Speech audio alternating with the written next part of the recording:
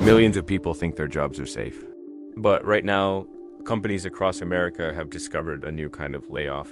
One where you're never actually fired, no pink slip, no severance package, no uncomfortable meeting with HR. You just slowly stop mattering.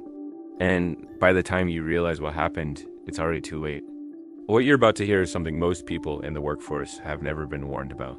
And it is happening right now in offices, cubicles, and home desks all across the United States.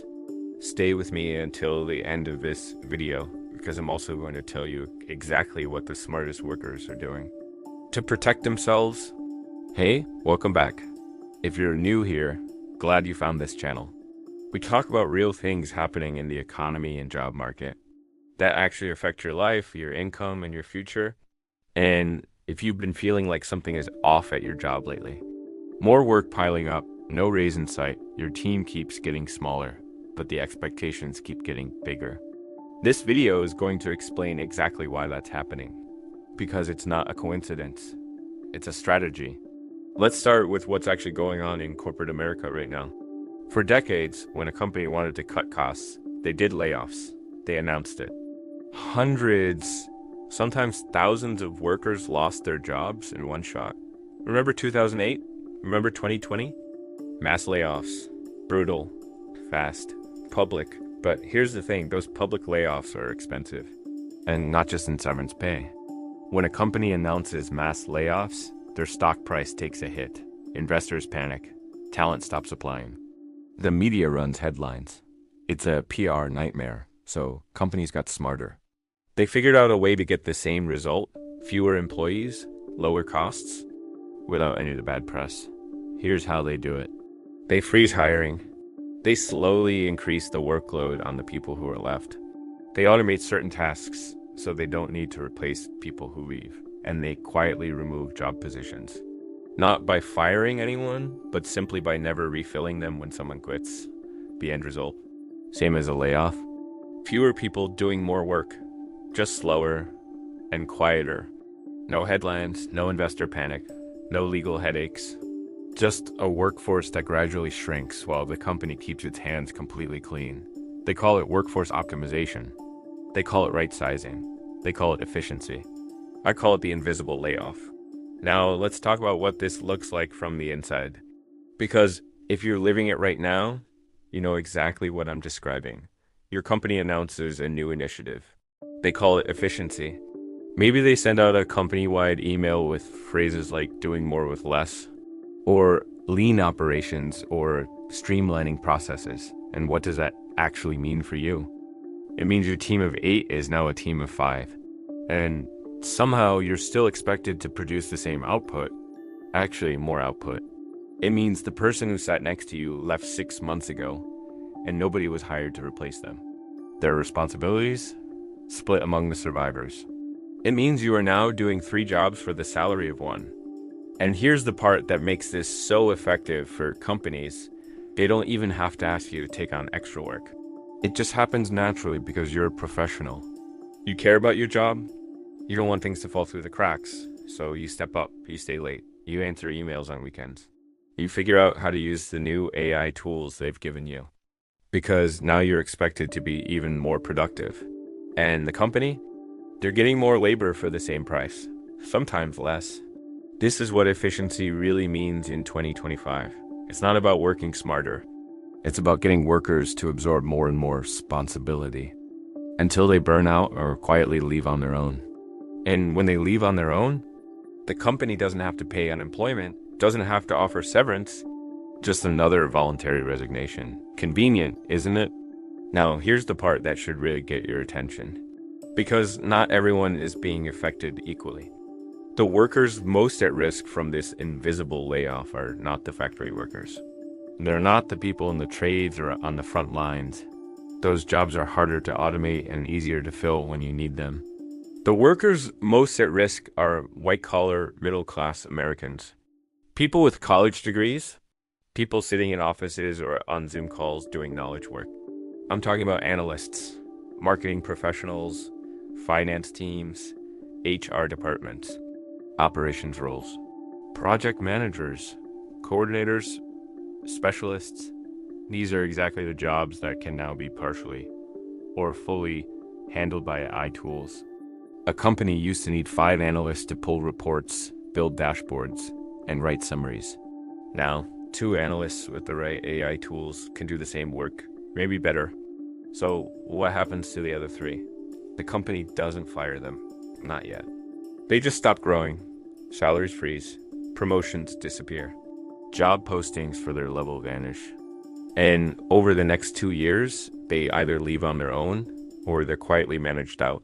This is hitting the people who thought they were safe. The people who went to college, got the degree, worked their way up to a stable career. The solid, dependable, middle-class workforce. And most of them don't even see it coming. So why don't they see it? Why do smart, educated people miss this? Because of a psychological trap. One that companies have been using on workers for generations. It's 3 words, at least I still have a job.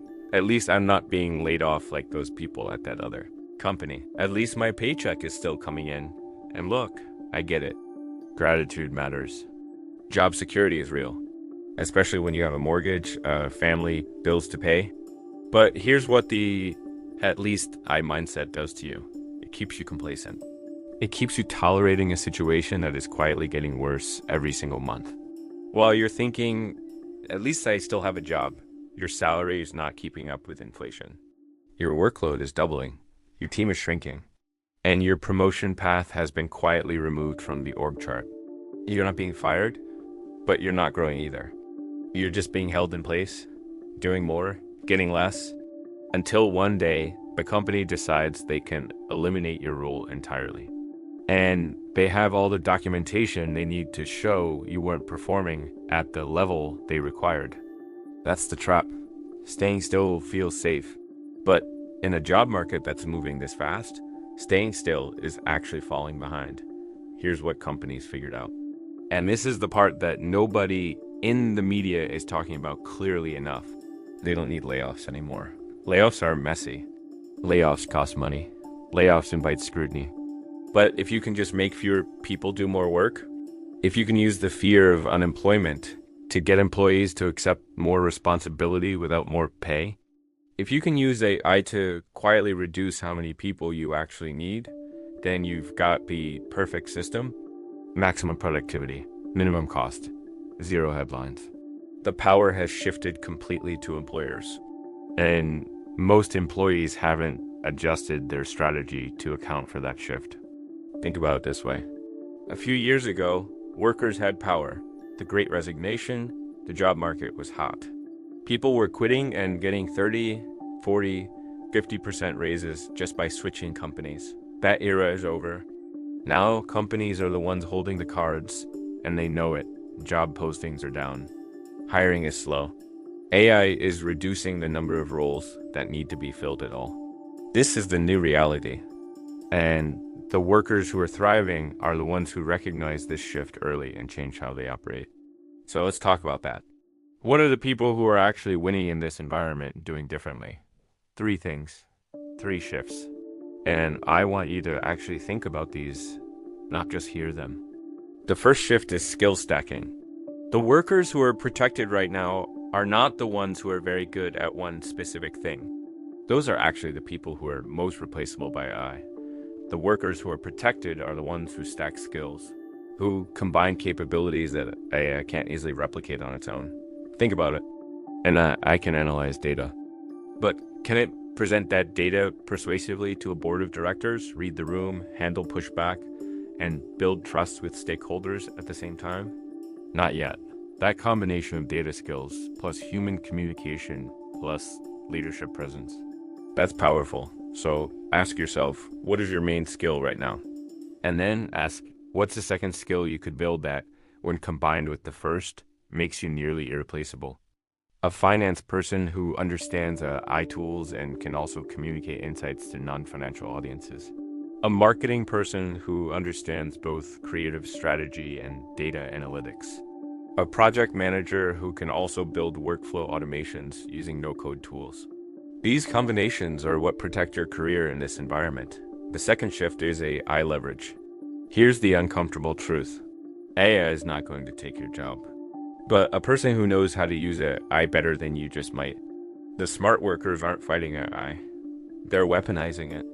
They're using AI tools to become dramatically more productive, so they can take on higher value work, demonstrate more output, and become the person their company cannot afford to lose.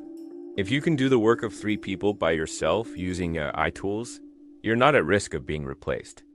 You are the replacement. So the question isn't, will AI take my job? The real question is, are you using AI better than the person sitting next to you? The third shift is income diversification. This is the one most people resist the most, but it might be the most important one. A single income stream from a single employer is the riskiest financial position you can be in right now.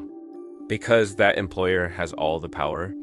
They control your salary, your benefits, your career trajectory, and your financial stability. Smart workers are diversifying, not necessarily quitting their jobs, but building parallel income streams. Freelance work, consulting, a side business, digital products, investing. When you have multiple income streams, the entire power dynamic changes. Because now, if your employer cuts your hours, freezes your salary, or quietly begins managing you out, you have options. You're not trapped. And that's what income diversification actually gives you. Not just money, power, leverage, a way out if you need one. Let me leave you with this. The invisible layoff is real. It's not a conspiracy theory. It's a business strategy, and it is being used by companies large and small across this country right now. The workers who don't see it coming are the ones who will find themselves stuck 5 years from now. Same salary, twice the workload, no path forward, until one day the role just disappears. But the workers who understand what's happening, they're not waiting for their company to decide their fate. They're stacking skills. They're building leverage with AI. They're creating income that doesn't depend on any single employer. You watched this video for a reason. Maybe something at your job has been feeling off. Maybe you've been feeling the squeeze and just couldn't find the words to explain it. Well, now you can name it. The question is, what are you going to do about it? If this video opened your eyes, share it with someone who needs to hear this. A coworker, a friend, someone who's been grinding away at a job that keeps giving them less and less. And if you want to go deeper on any of these strategies, subscribe, because that's exactly what we cover here. Thanks for watching. Stay sharp out there.